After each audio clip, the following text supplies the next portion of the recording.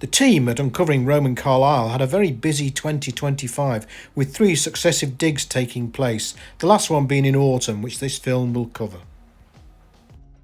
Once again, the team have to thank Carlisle Cricket Club for their support and permission to dig on site. The upper layers were removed by machine, but after that it was all down to the hard graft of the archaeologists and the volunteers. Because the building is thought to be 50 metres by 60 metres, only a small area could be dug within a 2-week period.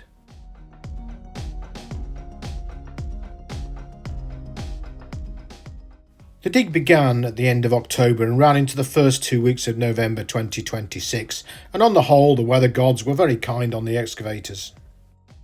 The first part of many excavations is just doing the hard work of burrowing off the topsoil and the spoil to reach the more delicate levels of archaeology below. So, just to recap, the excavation is taking place at Carlisle Cricket Club, just south of Hadrian's Wall and very close to the largest fort on Hadrian's Wall of Uxalledenum. The Roman text, the Historia Augusta, talks about the Emperor Septimius Severus heading north to campaign and visiting Hadrian's Wall and also visiting a temple. Many areas along Hadrian's Wall show extensive rebuilding about the time of Severus's visit in 208 to 211 AD. So the question archaeologists and historians ask is, where did Severus stay when he was on the wall? And the building uncovered since 2017 seems to indicate that this was the spot. Many finds indicating an imperial connection have been found over the years. This is the latest reconstruction of what the archaeologists think the building may have been like, although it was much altered during its life until the end of the Roman period. The 2 grey vaulted ceilings are where the rooms were heated in the centre of the building, but this time Frank Jacko, the director of archaeology, wanted to look at where the drains fed out of the building and also where the pryfernium was, the furnace to heat the rooms themselves.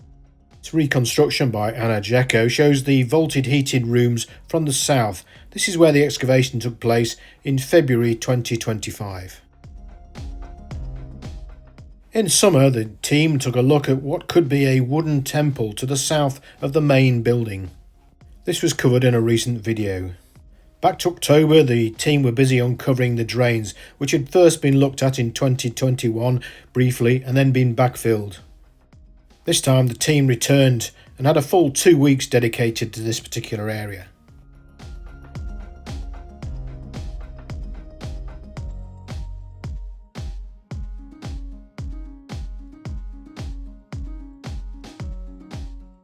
Some of the earlier finds during the week were easy to identify and sometimes even labelled for the archaeologists.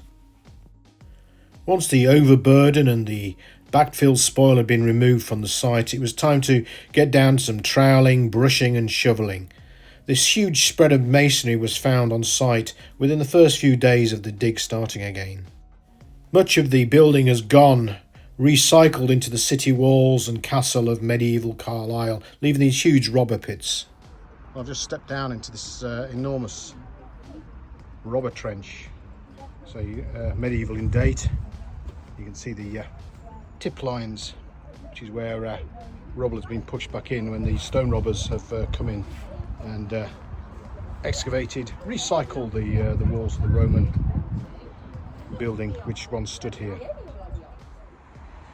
We have a genuine bit of Roman wall here, in fact 2. One goes and joins this one in a sort of L shape, covered in sand from the 2021 excavation, so this has been looked at before, and we have the drains running just off towards the river. So we're looking down here at the wall again. We have this gap here and then possibly the stump of a robbed out wall, so we would have had two parallel walls here, very possibly. The black soot and soil and testing from this area probably show that this was the pryfernium, which is the sort of the stoke hole in the furnace area where wood would have been burned and allowed heat to have been drawn in and under the heated floors of this enormous Severan building which stood above it. Fascinating to think this activity that must have been here nearly 2,000 years ago.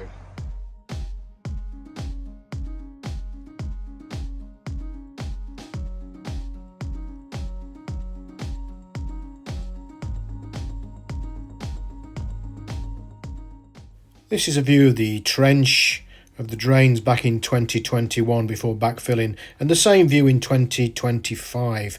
It shows how much work needed to be done to get back down to the archaeological levels acquired in 2021. But luckily, and very rare for archaeology, we have a plan or a photograph of what to dig.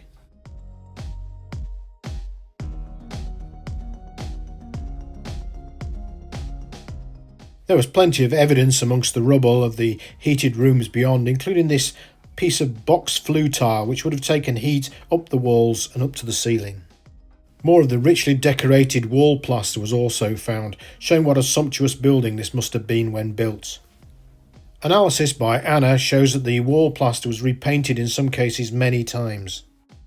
Although areas of the trench had been looked at before, this northern section had never been examined and included this spread of masonry and also this interesting door threshold. Early tea break, it's pouring down, so we're going to head off site now, but we've got lots of progress done today, so anyway, off for a sandwich and to dry out. Fantastic stone here, which again is probably a reused block from a doorway for an incredibly large gate, I have to say. So we have some sun and some rain, and Kevin's still digging. Again, the spread of material up here is still coming to light, still being excavated.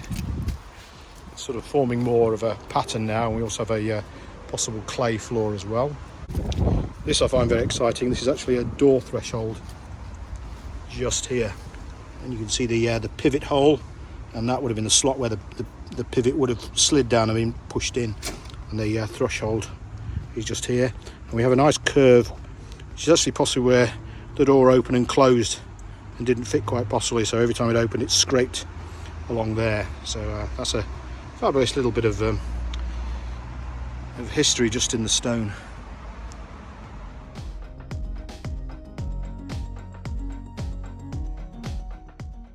One of the most amazing things about archaeology is when it gives up from the soil small fragments of human lives 1800 years ago, such as these fantastic bone hairpins, or fragments of Samian pottery made in southern Gaul in France and shipped to the edge of the Northern Empire.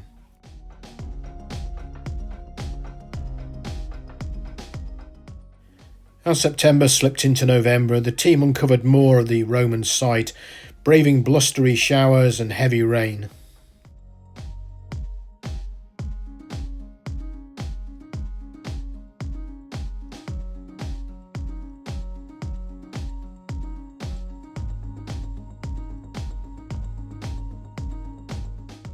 Every day on site brought new and interesting finds, such as this metal fitting.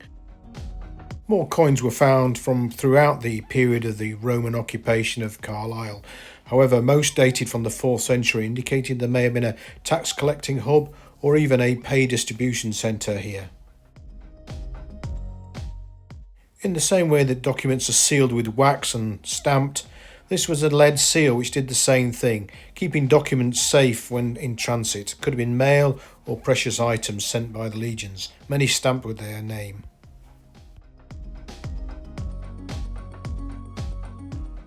As the final few days of the dig started to draw in, more recording was underway, but also more Roman surfaces and more discoveries were still being made.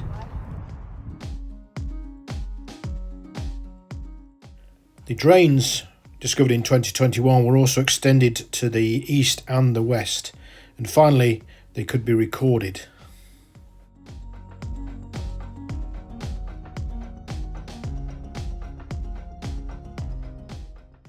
This huge pit of orange soil is what remains of the medieval robbing pit, so it's quite surprising the drain or any part of the building survived so well. Here you can see the fill within the 3rd century drain, which has been left intact, ready to be recorded and sampled.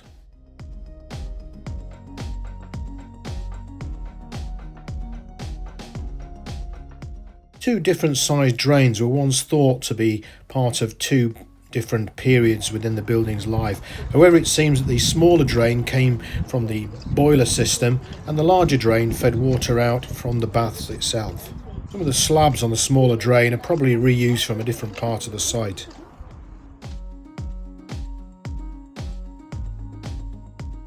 With all the hard work done by the team of volunteers and archaeologists, it was now possible to see the amazing stonework of this 3rd century drain, which must have been constructed by legionary architects and builders. The base of the drain was made from these beautiful stone slabs. You can also see where the second smaller drain entered from the boiler room. The drain continues to run under the service road to the cricket pavilion and sadly can't be accessed at this time. The drain must have run down and fed into the river, which must at some point have changed its course, possibly under the cricket pitch. You can still see much of the original Roman mortar between the stones.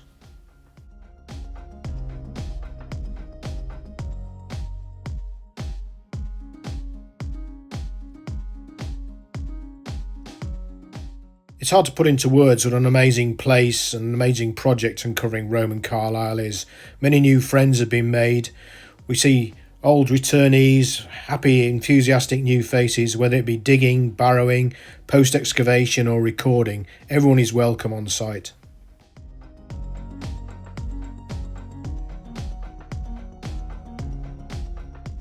In February 2026, the team were up for an award with Current Archaeology Live for Best Research Project of the Year. And the winner is Fit for an Emperor, excavating a monumental building from Roman Carlisle. No, thank you very much. So this is Frank Gigo, Chloe Brownie Chapman, Anna Gigo, Nick Henderson, and just to express our thanks to all the very generous donors who've supported us and our cohort of diggers as well, who've made it possible. 300 to 400 volunteers every season who've come through, and just the efforts of everyone behind the scenes and up front, and everyone who voted for us. Big shout out to Carlisle Cricket Club, who allowed us to dig their cricket club. We wouldn't have much of a project. I'm shocked that we honoured with this, absolutely fantastic. So a huge thank you from me. And from me. Thank you very much. But the story continues and the team is back this April 2026 for another 5-week dig. Please call down to the cricket club and get a trench tour. We'll be happy to see you. I've done my best to make sure everything within the film is correct, but any mistakes that may occur are my own.